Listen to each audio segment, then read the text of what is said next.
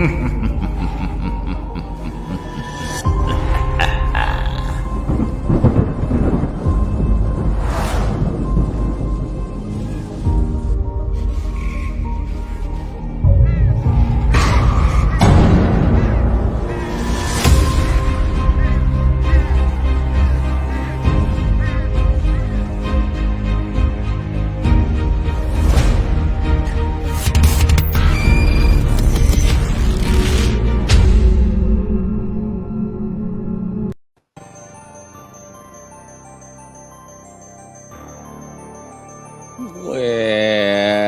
hello there, everybody. Welcome, Val. Welcome, Standing Stones. Kyle Smith.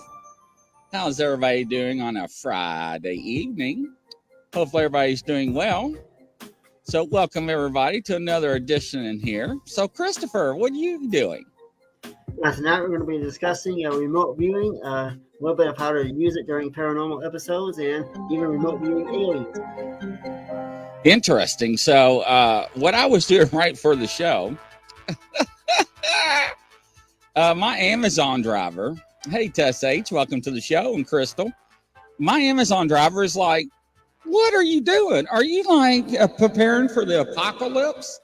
And I'm like, you may want to park your vehicle in the driveway. And he's like, no, I'll carry the packages. Guess how many trips he had to make? 10? 4. My driveway's pretty long. And he was like, do you work at home? And I was like, yeah, I work at home. So he was like, you order a lot. He's like, what is it? I was just, all just knickknacks. Walthus, let you know I got your package today. Thank you, kind sir. Round of applause for everybody. Tess H, Crystal, Kathy A, SWPI Pekin. Hello there. Welcome. So, yeah, I mean, the Amazon driver was just like, so the last Amazon driver the other day, he was so mad because I had so many packages, Jessica Ramsey. You know, they have these totes. They're not supposed to leave. He's like, the hell with this. He carried the tote up and just dropped down the porch, took a picture, and just walked off. And I told the guy tonight, I'm like, do you want this? He said, oh, where'd you get that? I'm like, I get a lot of packages. He's like, I think you do. He's like, what do you do again? I'm like, nothing. So it was funny. So then I had to go through everything, and all those boxes I had to cut up and break down. So it was interesting. Just to see his face, because I told him to park in the driveway. Hello, Woo Training. Welcome. Round of applause for you.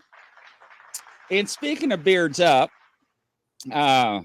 we actually, the golf ball went across the floor, scared the hell out of me. And Waltus, if you would have saw that, you would have died laughing because I mean, I about jumped off the couch. But anyways, hello there, Liana. But we got some beard products from some of our sponsors coming. So that's going to be interesting. I may rub it on Christopher and see if it helps.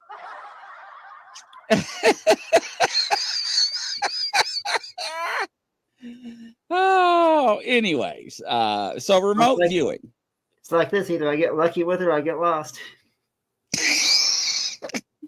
I told everybody on the other show I'm going to come on with hey Tio Rio, I'm going to come on the show with a toupee, and I'm going to make sure it looks like Donald Trump or something. So so I actually trimmed mine, which I shouldn't have. But this beard stuff is all natural. One is it's Texas Beard Company, and the other one is from Appalachian Barnacle Company, and they actually employ their townspeople to make this product from organic material. So it's not all this chemicals like the other products that's on the market like I usually use. So it's small companies, and I was like, I'll support them. So it's beard oil, shampoo, wax, balm, whatever you want to call it. It's pretty good stuff. I really did my research into it. There's a buy-in to do it. But once I did the research on the company, I was like, hands down, small company. Have you not, Roger, seen the, I don't know if I still have it. I may have deleted that little dog on the Pulse where that girl got the hair from her brush and it looked like Donald Trump hair. And she went and put it on her chihuahua, and the chihuahua looked at her like, "What the hell are you doing?" That was funny. Oh yeah. But yeah, so somebody else were talking. They're like, "Hey, I heard that you got some really good equipment," and I'm like, "Yeah, I do." So they're inviting me to maybe go out and do some filming this year. I'm like, yeah, I'm down with it. So whoever's going to be hooking up with me in the near future, bring some extra electrical cords because I do have generators and I do go in style. Hello there, Luna. Welcome. So yes, do you need a refresh? I don't sell deodorant. Maybe I need to look into that. But yeah. But anyways, Standing Stones, you crack me up. But yeah.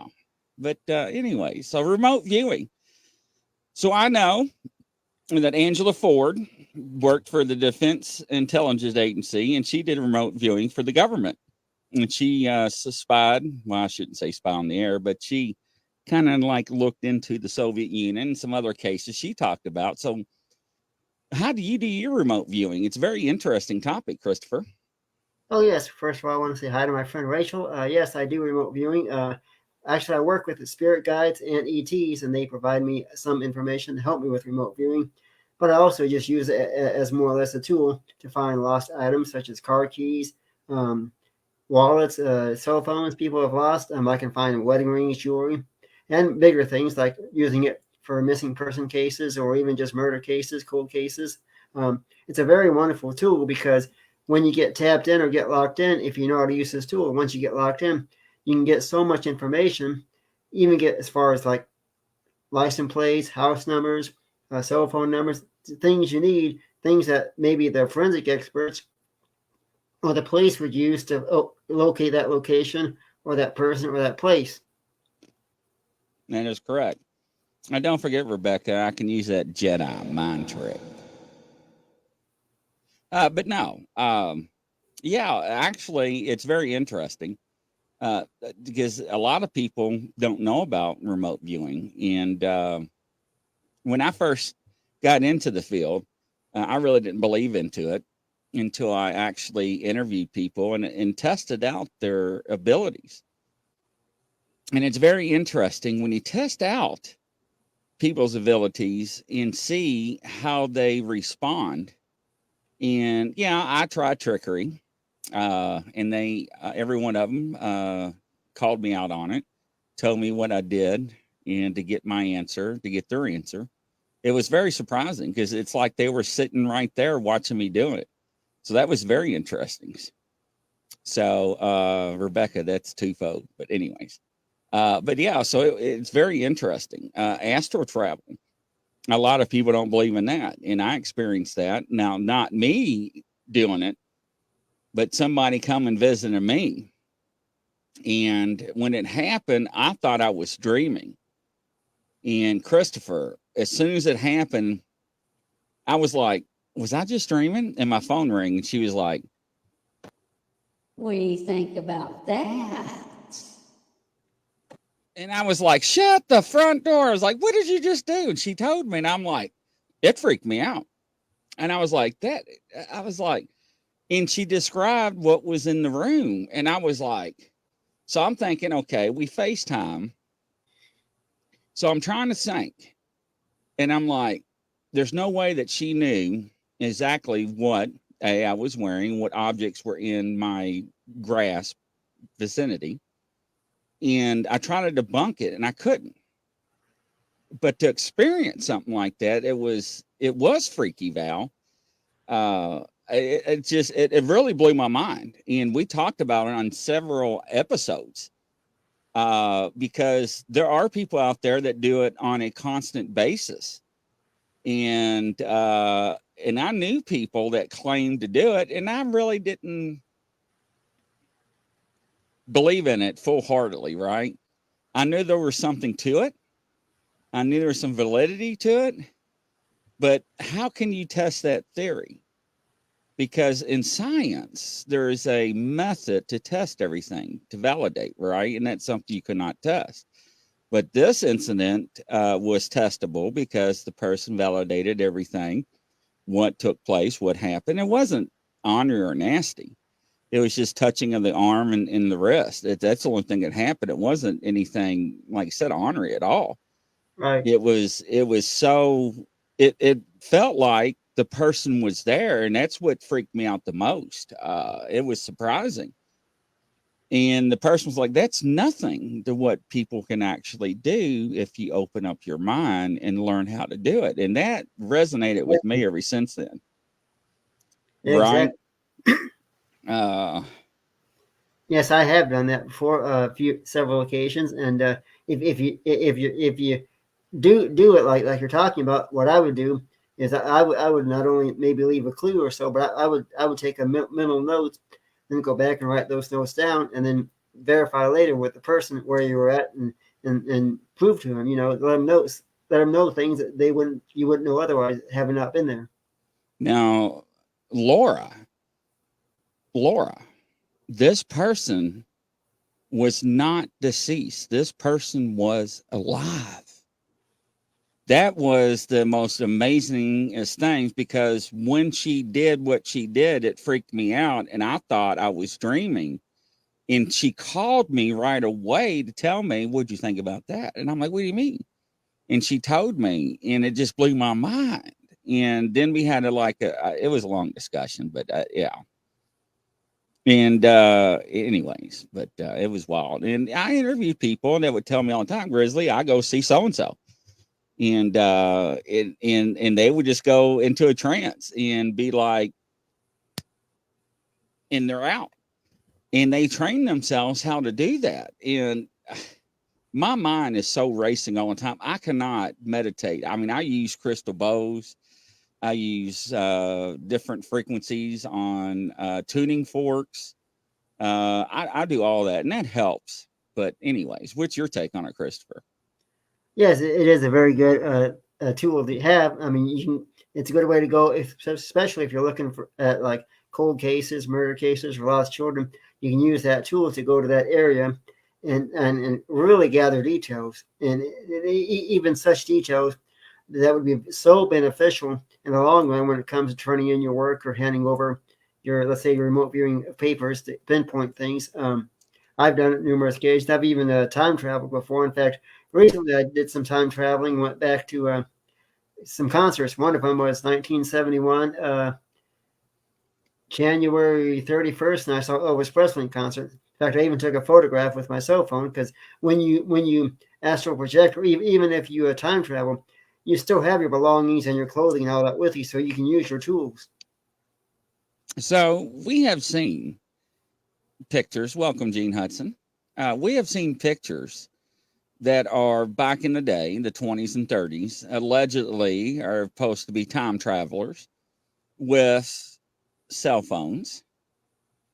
Are those actually true pictures, or are those fabricated pictures, you think? Some of those I know for a fact are true, but I know a lot of them are not. In fact, I could use my photography skills and debunk those instantaneously. Okay. Because I wonder about those, and I think we saw those, and it was funny because the StarTAC phone was in hot production when some of these photos were hitting the market, and those were some of the phones that were in the photographs. Remember? Yep. So I just thought I asked, because I wonder about some things. Oh yeah. So yeah, it is a fascinating subject and topic. I mean, Einstein said that you can time travel. However, it was not into the future; it was into the past. Is that correct? Yeah, back when he made that statement, he had only traveled to the past. He hadn't traveled to the future. In fact, I don't think that he really put a lot of thought into going into the future. I know he wanted to go to the past. That was his big ordeal. But yeah, if you use this tool properly, you can go to the past, you can go to the future, because, like I've often stated before, time as we know it is simply just what we invented. There is really no past and future. Everything is simply a now. And doing a lot of UFO investigations, even paranormal work, everything is now. In fact, I've been told that numerous times by the ETs, that you are in the now. Everything is now. There is no time. It's just what we made it. So when you're time traveling, you're not really. We call it time travel, but like ETs can go from the past to the future, but they're just simply going. Everything is just one. There is now. So So Karen Clayton, for the audio listeners that's listening in the morning, says, "What about the Egyptian handbag? Isn't that cool? What's your take on it, Christopher?" Yeah, the Egyptian handbag is very cool. In fact, I have actually seen that myself. Some of the trips I've took over the last, say, 3 or 4 years, I've went as far back as even like the early 1800s. In fact, recently I went back to 1872, and I was actually riding a horse and going around privately, just quietly going around looking at different uh, items, things, watching people. And when I got ready, I just came back, and I didn't use my cell phone. I was on a horse, but it is very cool because you have to be careful. I do want to state this very clearly to the audience. When you time travel, you have to be very careful because you don't want to make any changes that's going to affect not only your future but the future lives of other people. You don't want to cause any harm or danger, and you don't want to step or do anything that would prevent you from getting to the point where you are at in your future life. Laura asks, Christopher, are we able to look into parallel worlds or alternative timelines using remote viewing? What are your thoughts? Oh yes, you can. You can use remote viewing to go to parallel worlds. If when you do remote viewing, a lot of it is basically put on your heart, your soul, and your intent. If you really believe you can do remote viewing for various things, it will take effect. The biggest thing is stating what you want to remote view or where you want to go, and then going through the process carefully and choosing your words just right, and you will get the answers you're looking for, and you will tap into the point where you can remote view, like Abraham Lincoln, John Wilkes Booth, or that shot Abraham Lincoln. You can remote view that whole incident from start to finish. You can remote view the JFK assassination. You can remote view the Oklahoma City bombing, or even 9/11. And when you remote view it, you're tapping into such levels that you can get so much information. And same thing with time traveling. You can time travel to those events. And people say that, can you stop like a major event like 9/11 or something like that? It is possible if you knew what you were doing. But however, some things cannot be changed because that is the way they are meant to be. No matter how hard you try, you cannot change everything. That reminds me of the movie Standing Stones. Correct me, fact check me. With Denzel Washington. What was the name of that movie where the guy took that Bronco onto that boat carrying all those vehicles and detonated a you know what and sunk it and killed all those soldiers in civilians? And he went back with a known agency wearing goggles trying to figure out who that person was to try to stop that event from happening. But each time he tried to stop that person, it caused a butterfly effect. Who remembers that movie? Anybody? Shoot, I can't think the name of it off the top of It my had head. Denzel Washington in it. Was it Under Siege? No. Was it Under Siege? No, I don't know. No, it wasn't Under Siege. But anybody can think of that, Standing Stones, let me know. I hate when I can't think of it. Gene Hudson. So, Christopher, did you remote view Kennedy's assassination since you brought it up? Yes, I did. I sat back and witnessed the assassination. I can tell you for a fact that even I didn't stay long enough to see who exactly it was that killed JFK. There were so many people, of course, there at the time, but I did see the head go down. I saw the vehicle pass, and I did not see which way the bullet came from. If I go back again this time, I will take more notes and see if I can be more of a viewer as exactly what went down. Sometimes you have to go at least twice somewhere to get the information you want, because the first time you go, you're kind of like just observing. You're looking around. Second time you go somewhere, or at least when I do, I always take more notes in the middle memory and then go back and jot it all down on paper. Huh. What about Gene Hudson asks, could remote viewing be also responsible for the Mandela effect? Yes, yeah, it could very well be responsible for the Mandela effect. In fact, there are so many different reasons why people use remote viewing, and some of the different things that people use it for. I've known people that have used remote viewing just simply to simply find a lost animal, car keys, you name it. They've even used remote viewing to help out neighbors, friends, and family because they can use this privately to assist other people to have better health, better lives, and various things. It's almost like giving back to the community. Yes, Brian Barber. O.J. Simpson did do a 35 mile an hour pursuit in Los Angeles, running from the police in a white Bronco. But this movie had Denzel Washington in it, and he worked with a government agency trying to figure out who killed these officers on this ferry.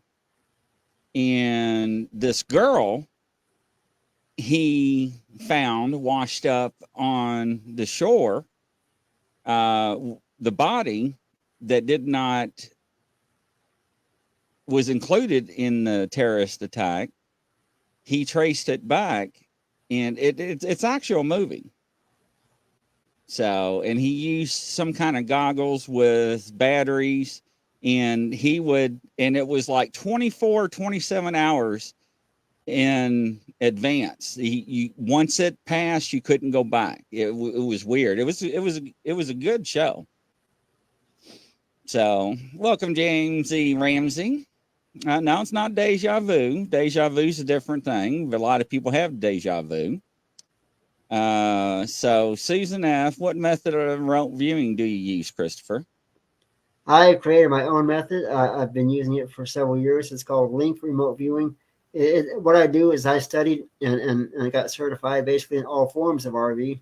So I took all that I've learned and all that I was certified for, and I use those together to make one form called Link Remote Viewing. And of course, I teach a class 3 nights a week based on that. I teach Link Remote Viewing, remote healing, remote influencing, advanced remote viewing, and I teach a time travel course. And the way I teach is I let everybody kind of get a feeling for what works best for them using the tools I teach. I let them kind of get a feel for what works best for them. And every student that I've taught does get certified and does very well. In fact, we've had so many students that have often come to class, oh, I don't think I did very well on my assignment, and so on and so forth.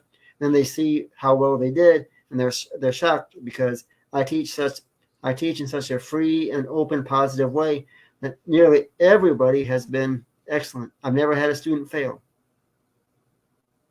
I'm trying to look up the movie. I hate when something the last minute. That's pretty interesting. Somebody asked you, how far, Christopher? Laura asked, have you gone back in time and looked? The farthest I've gone back is the early 1800s. And I was a cowboy. I actually rode a horse and just kind of walked around and looked at everything.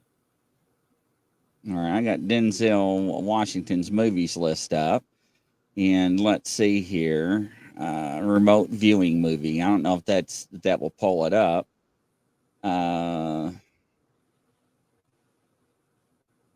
Let's see here. Pricing, let's see. Anybody has any questions, put it in the chat box.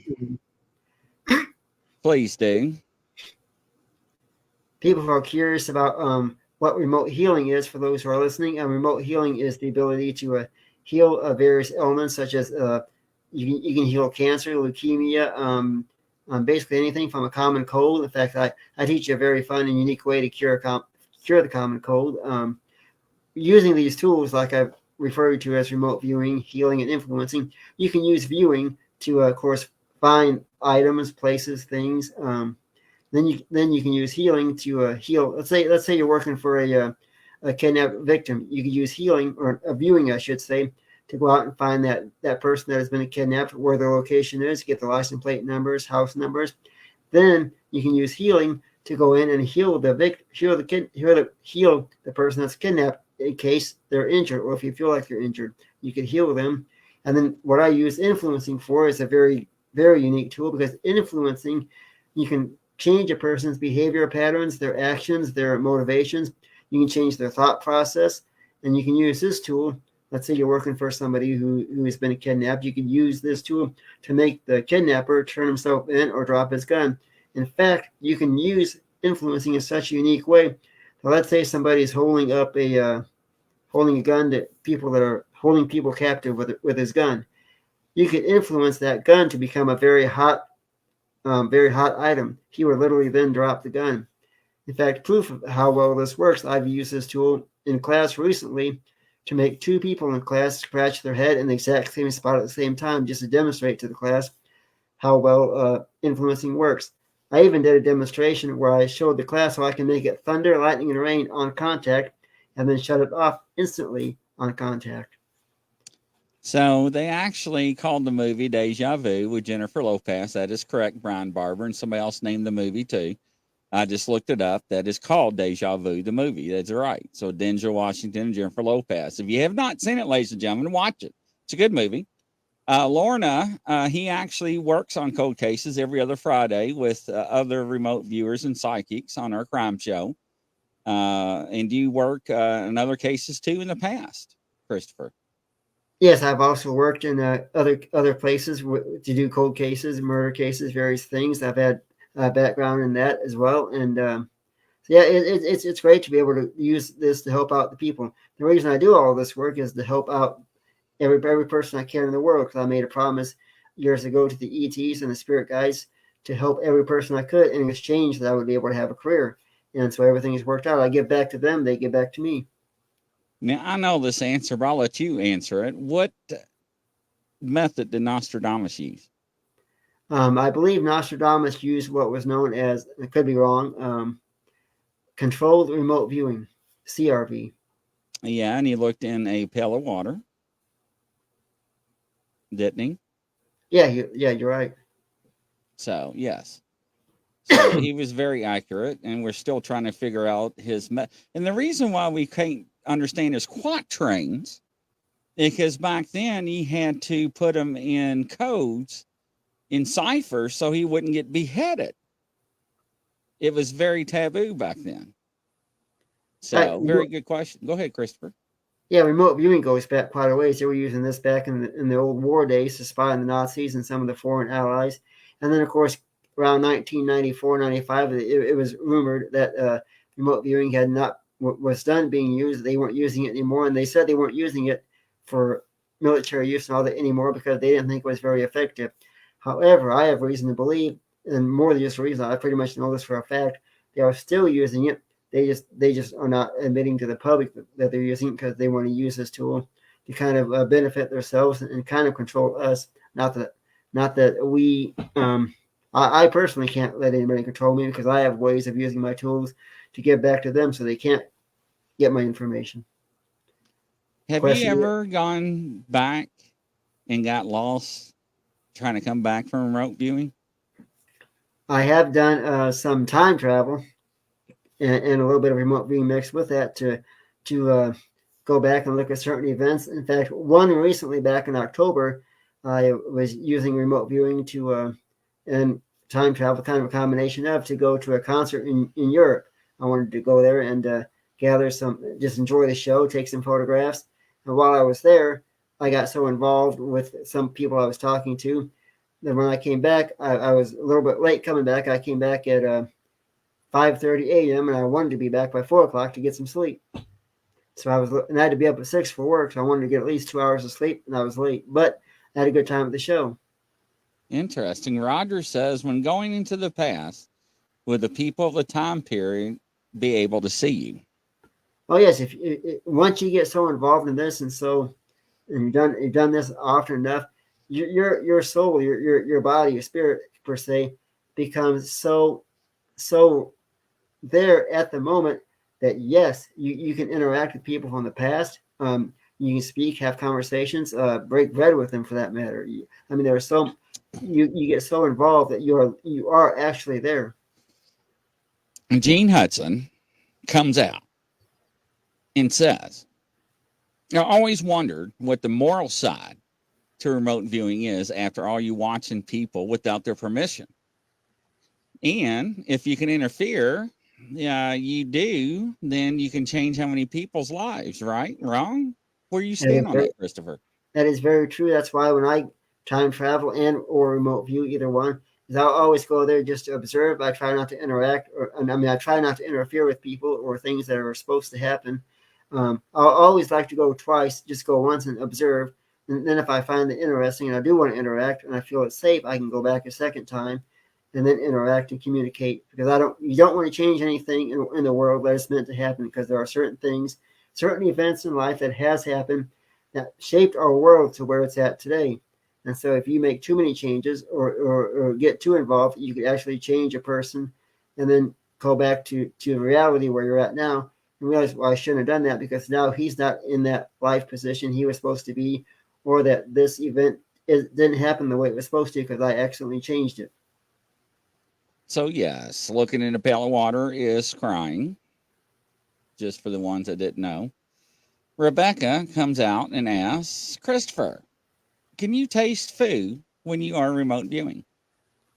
Yes, when I do remote viewing assignments, I can actually taste what the person was eating, or for that matter, what their perfume and things smell like. In fact, that's one of the ways that I'm able to find lost children, different things, and even objects, is because I get a sense of smell. I can take on a person's feelings. In fact, here recently I did some remote viewing for a paranormal show. I think it was back in September or October, and I was remote viewing a gentleman who didn't realize he was lost. I mean, he didn't realize he had passed over, and he was still at the house trying to interact with his family. I was able to not only hear, smell him, I actually see him, as far as that goes, and I was able to feel all his emotions. He was coming to me, speaking to me. And I told him, I said, you got to cross over. Your family loves you, but they can't see or hear you like I can. You need to move on. He didn't believe that he was gone, because I could see him, and he was getting very upset. But when I do remote viewing, I can get smells, taste, feelings. And that's one thing you got to be very careful of. If you're working a murder case or a cold case, and the person is gone, or even if he is still alive, you could take in his feelings and emotions and take on his rage. And you have to be very careful, because if you take on somebody's rage or take on their anger, that anger can stay with you if you don't properly cleanse yourself, and then you could go and inflict harm to people you don't mean to. In fact, I'll give an example of that. A gentleman, I won't say his name, but he did a murder case. He's a professional. He did a murder case, and when he got done, he didn't cleanse himself out. He didn't drop his feelings. He thought, oh, it's okay because I'm professional. So he's driving home, and this is how it happened. He's driving home, and he's going over his honey-do list. Well, I got to sweep the garage out, wash the car, get groceries, kill the wife, get some sleep, get to bed a little bit early tonight. Well, what was that last one? Take the garbage out, yeah. Get groceries, yeah. Wash the car, yeah. Kill the wife. Oh, okay. He knew right away that last thing you said, kill his wife, was not him. He had to stop, cleanse himself, get back in the car, and then go home, because he knew he took on that person's feelings. Interesting. Welcome, Nancy. Welcome, Overbelt. Hello, Kyle Smith. Welcome to the show. Susan F. Jessica Ramsey. Welcome. Hello, everybody. Round of applause. Jessica says, I remember that case, Chris. Nicole, hello. Nicole says, what techniques do you use to cleanse yourself, Chris, besides soap and water? Well, there are multiple techniques you can use, and one of the common ones is you can go back into your remote viewing assignment, and any words that you know that you wrote down that are not yours in general, the words you don't normally use, feelings you don't normally put down on paper, you can cross those out and just mark them out. Another tool is I stand still, envision a bright, like white light coming over the top of me, then a golden light. I put my palms down like this, and I release those negative feelings. I feel those any negativeness I feel leaving my body and exiting the premises, and then I just keep doing that for a little bit until I feel like, okay, I'm back to my normal self. I don't feel anything around me. We're okay to go. There we go. That was a good question. Don't stop now, ladies and gentlemen. You're on a roll. Christopher's getting warmed up. Good questions. Karen says, my late partner displayed personality traits from his previous person's lungs. DNA is so intriguing. What are your thoughts? DNA is very intriguing. And can you repeat the question again? She says on a statement, my late partner displayed personality traits from his previous person's lungs. Evidently, her partner had a lung transplant. Right. Yes. Yeah. It is true. When people have surgery like heart transplants, lungs transplants, they can take on other people's feelings because your soul, your soul, your consciousness, which is basically what we're made of, is soul and consciousness. A lot of it's consciousness has pretty much your whole life in it. And then when you have a lung transplant or something from another person who is deceased, those items, the lungs, the heart, the kidneys, everything still has emotions attached to it. So when you have that operation, that transplant, you can have those feelings and from those other people. And one thing you can do to prevent that or to get rid of that is to not only do a little cleansing for yourself, like I do a lot of times, but but say to yourself, okay, I'm ready to drop all of that anger. I'll give everybody a little something they can do at home. Is that for those who are listening, you can go home or wherever you're at, take your arms out, stretch them out like this, and envision a bright light over the top of you coming up and down. Okay, and then say to yourself that you want to take on a fresh day or a fresh new life, and you want to drop everything that you have that is not your normal usual self, and you'll feel that energy drop from you, and then you can feel the fresh energy coming up to you. Do that morning and night, and you should have a much better feeling going about your day.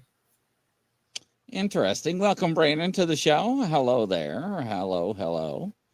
A statement comes over for the audio listeners. Nancy says, yes, you have to make it a part of your everyday treatment. If you have abilities, you need to make it a natural habit, like brushing your teeth, from what I understand. Absolutely correct, Nancy. Nicole, very interesting, Christopher. Do you use any aids to help you during your remote viewing, such as crystals, incense, or anything in your environment? No, I don't.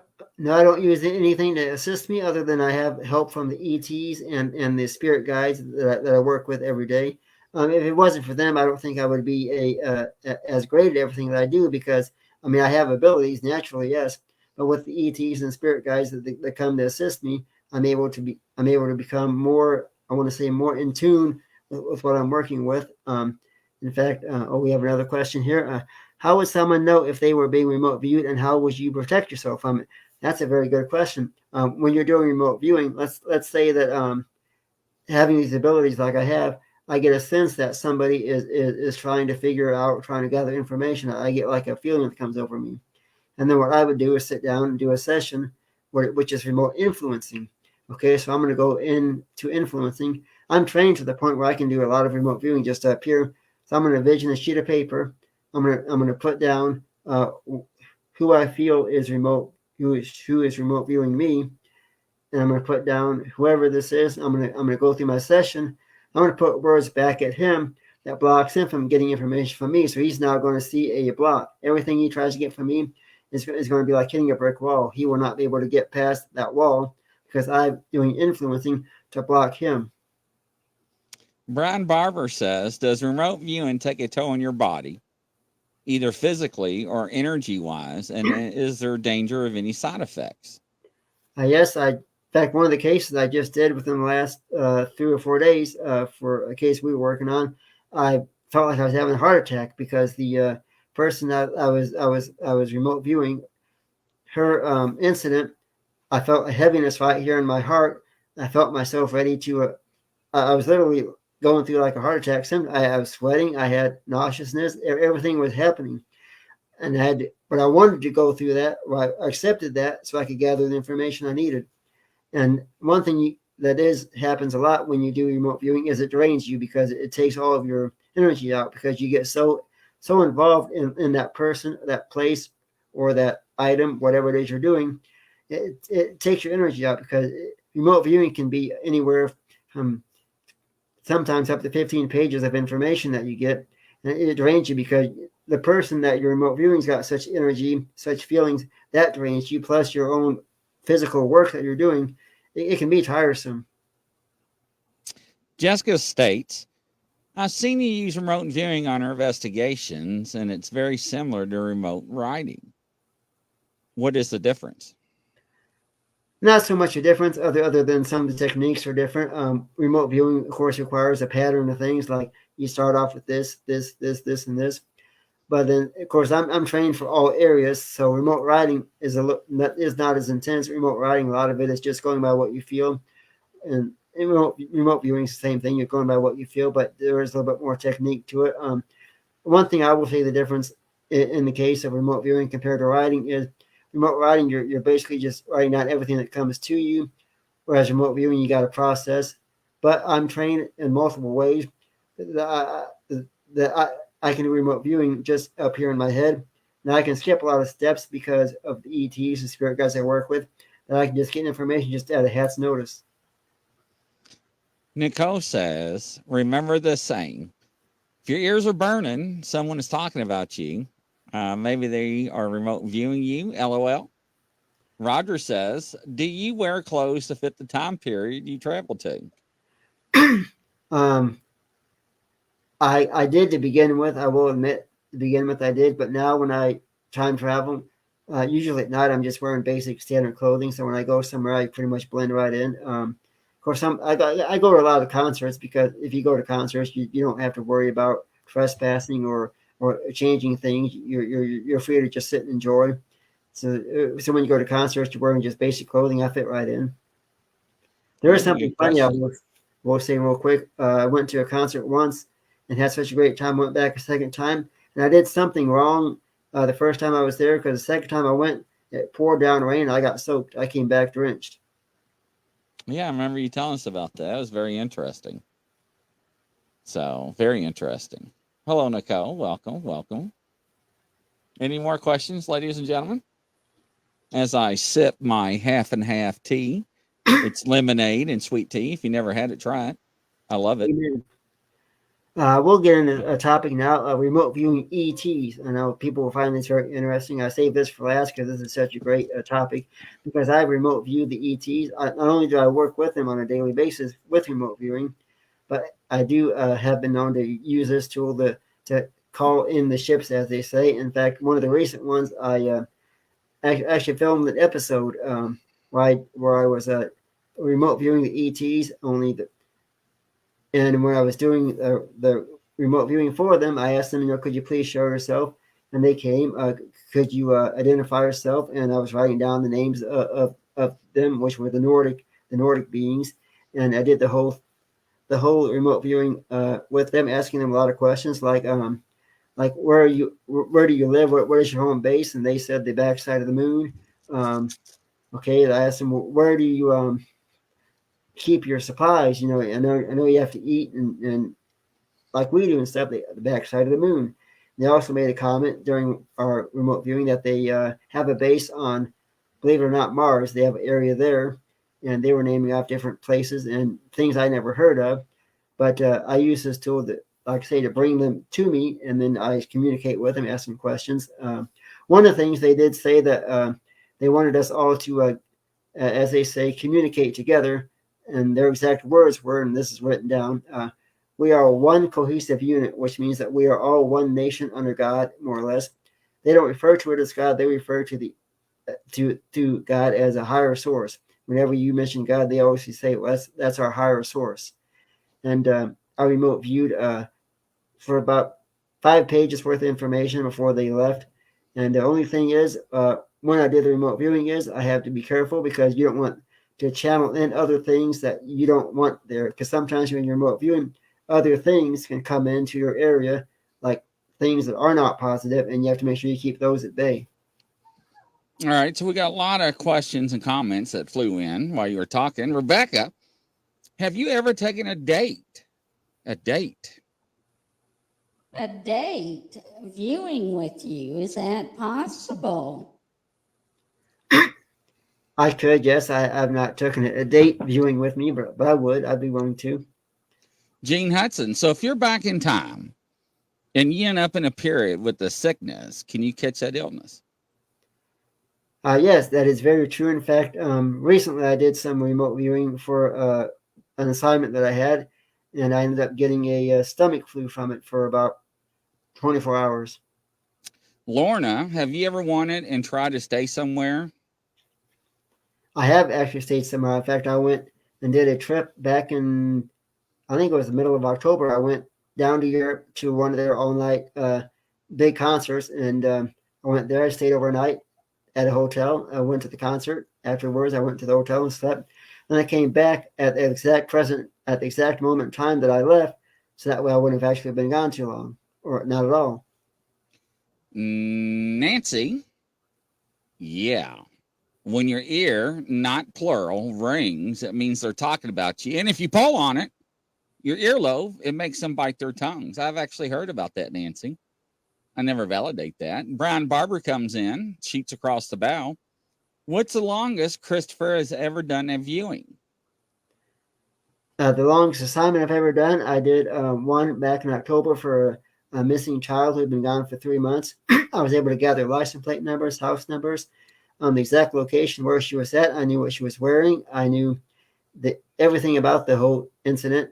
And during that session, it took me at least 4 hours because I was so involved. I had at least 15 pages of just pure information that the cops were able to use that and bring the child back home within a matter of hours. That's awesome. Laura, Christopher, have you ever run into aliens while you were remote viewing at the same time you're doing it? No, I've never run into them. I pretty much have an agreement with them that when I do my work, they're there to assist me, but not so much as to interfere or get too involved. Just help. Nancy comes in. So, the dark side of the moon. I couldn't help to ask. I'm sorry. Why is that, probably? So, Nancy, the astronauts, the Apollo missions, I ain't going to name them because I'm not very good with numbers, numericals. And my memory's bad because I got so much going on in a fast paced environment. But Christopher will elaborate on this as well as I. There have been several astronauts that said, I'm not going back up there because we saw things on that moon that should not have been on that backside of that moon. And as they died, they also made a deathbed confession of the same thing as they came back to Earth. They were, I don't want to say shell shocked, but they were very disturbed on what they saw, and they were sworn to secrecy. Is that correct, Christopher? Oh yes, that is very correct. I can tell you what's on the backside of the moon for exact. That's where the ETs keep their food supplies and some of their shelter supplies. In fact, a lot of the cattle mutilations that have been done here in the United States, they've been storing the cattle on the backside of the moon for their food supplies. They told me this themselves. I know this for a fact. And you'd be surprised what all they have up there. But not only do they have cattle and supplies, but they have other where they keep. I almost want to call them like an offsprings.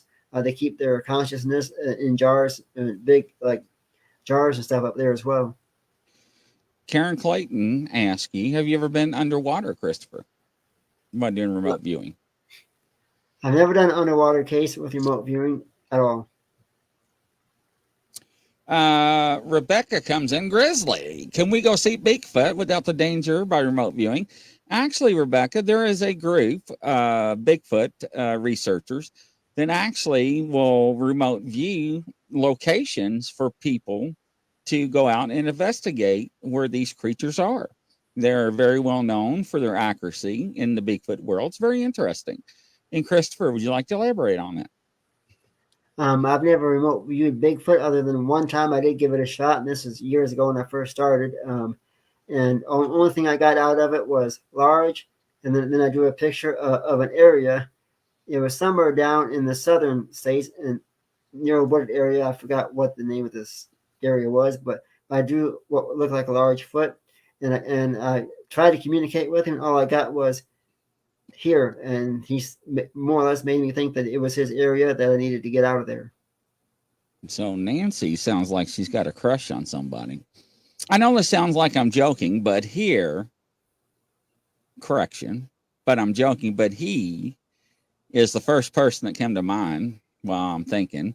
Can you pick a person, Christopher, that you remote view, say like Matthew McConaughey, and just like go there, or is there certain criteria you have to meet, or are the people you pick? I mean, I know you can remote view anybody you want. You got to be careful. You don't want to remote view somebody that maybe is doing things. Let's say maybe somebody that's doing personal things, or maybe lives in an area that they don't want trespassers. Because once you get so involved and get so involved in remote viewing that you become physically there, like time traveling and stuff, that people could see you, and then you could literally be trespassing.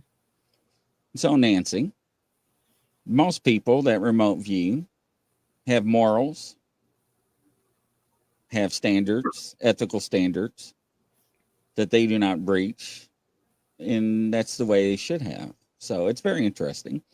Gene Hudson fires across my bow. So what did they see on the dark side of the moon? Everybody knows what they saw on the dark side of the moon. There's been conspiracy theories for years. They saw bases. They saw alien creatures. They saw things that should not have been there. They were flabbergasted and appalled because they've been lied to, and they told to keep their mouth shut. Is that right, Christopher? Right. They saw things they shouldn't have saw, and they knew it. They knew that once they had that information, they would have to keep that to themselves. And they didn't see Pink Floyd. I will say that, but I was getting ready to say Christopher's going to say that, but you beat me to it. I was sucking on my hot candy. Nancy, on the flip side, on the flip, on the flop, and the hip hop, there are people who swear that the whole lunar landing mission was fake. It was fake. We did a show on it. However, did we go? Yeah, we went later, but not at the time it first said we did. We'll speak of it as well, just playing the devil's advocate. No, we debunked that. I don't think it went. And no, I agree with you on that. But we did go later. Pink Floyd. I knew that we were going to jump on that too. Interesting.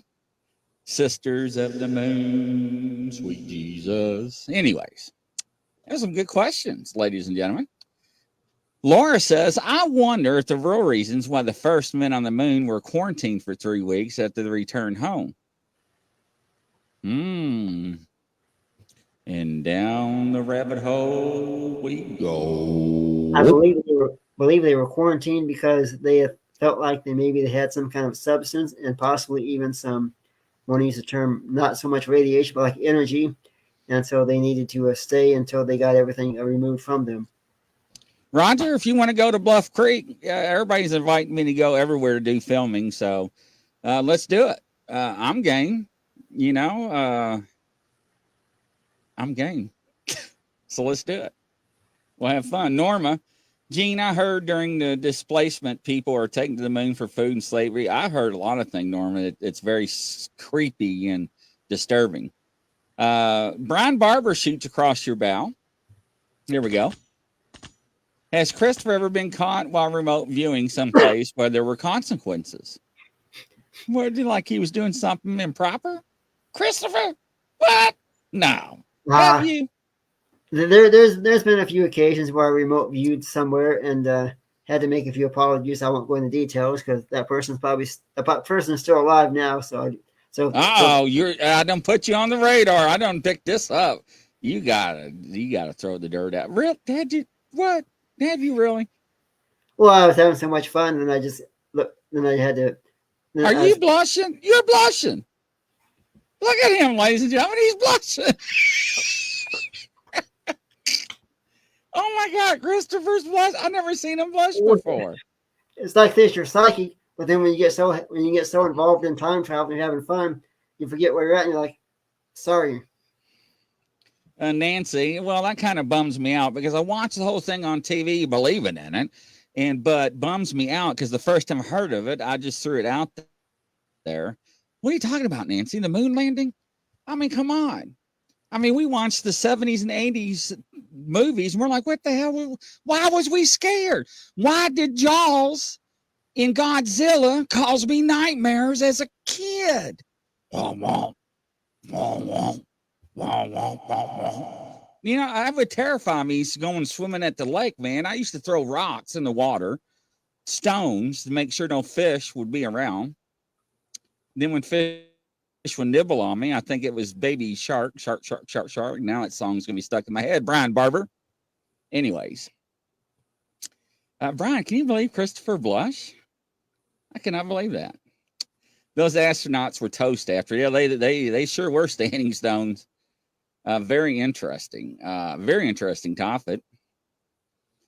Now I'm not giving you crap about Matthew McConaughey. Absolutely not. I love him. He's a good actor.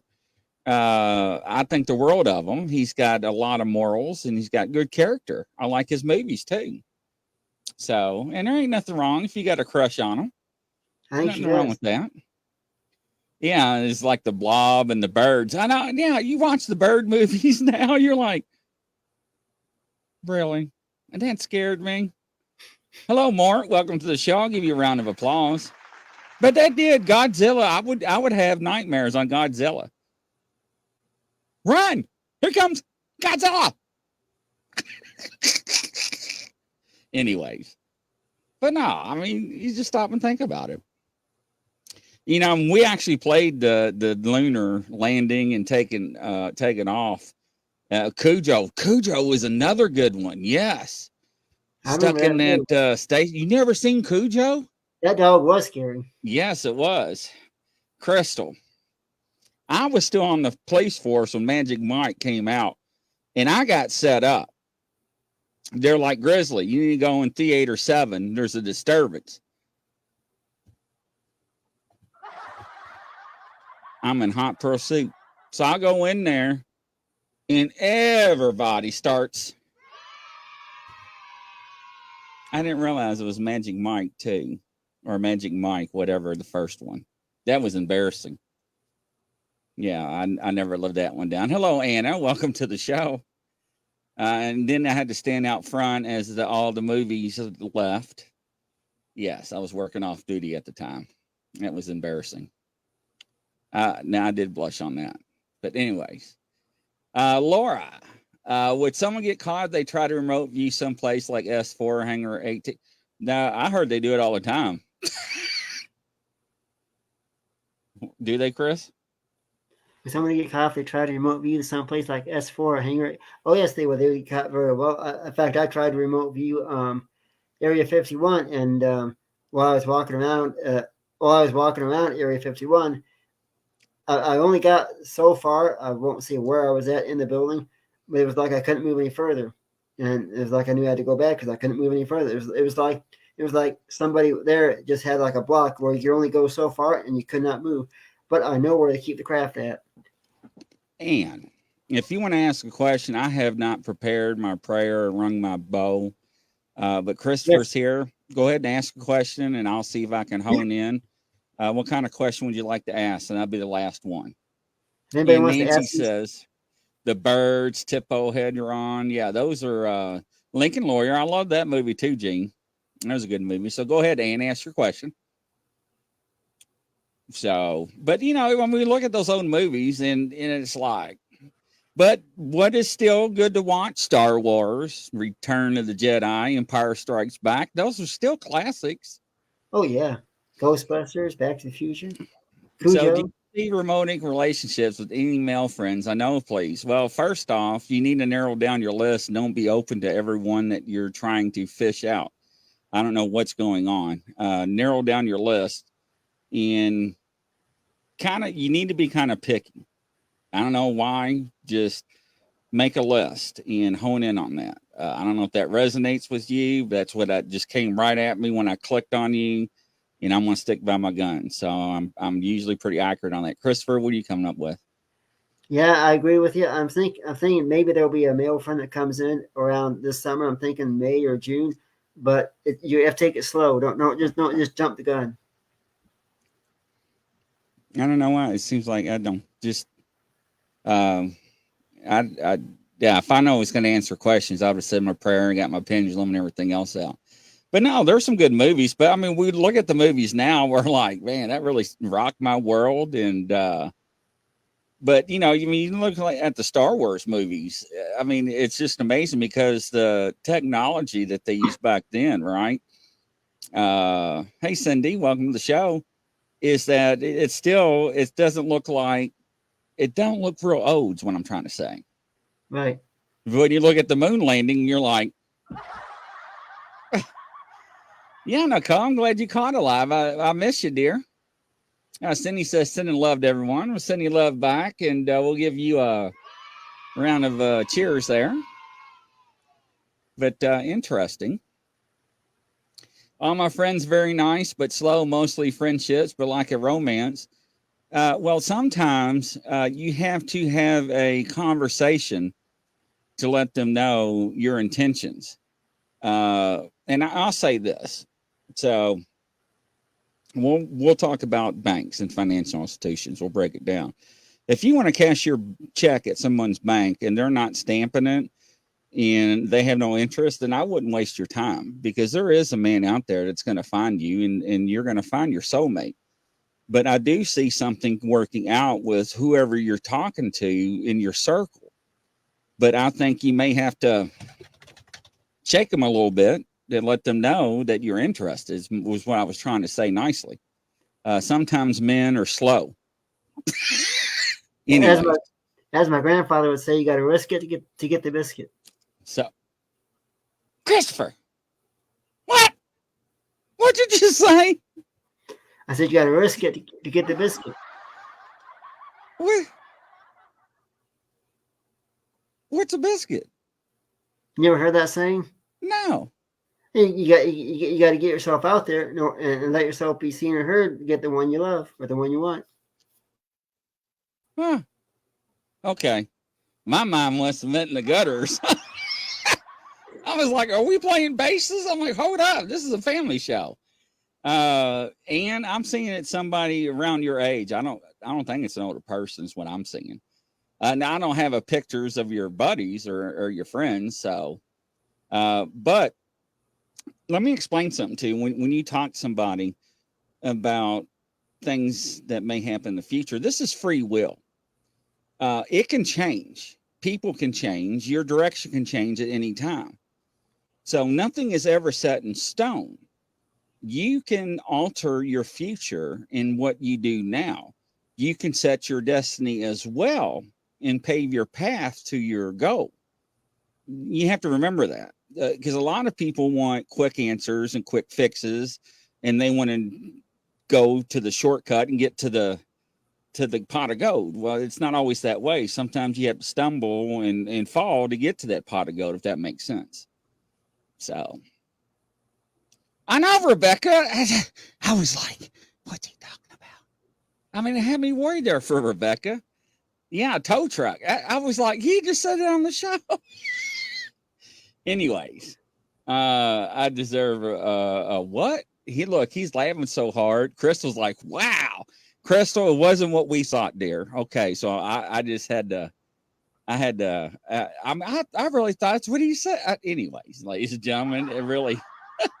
Norma's in the South. The biscuit can't be mentioned. Norma, I've been privy to some conversations in my lifetime. I had to ask, tell y'all talking about, and they just look at me like, I don't know. I don't know slang.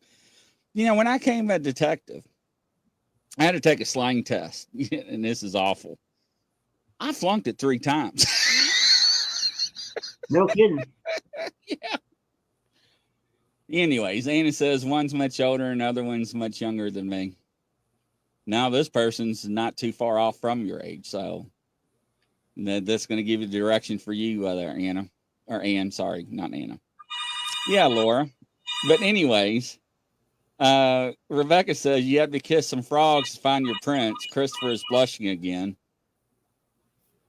Are you blushing? No. Do you kiss frogs? No, that's women that kiss frogs to find their prince. Yeah, you made me stop and think. Yeah, Rebecca made me stop and think about frogs for a minute. Like, wait a minute, that's the other way around. That's funny. I never heard that before. I know Kyle Smith, right? Oh, you're welcome, Ann. That's funny. I never heard that in my life. But anyways, ladies and gentlemen, and Christopher, how do they find you and get a hold of you and so forth? As you can find me on Facebook at Crappie King Chris Harmon.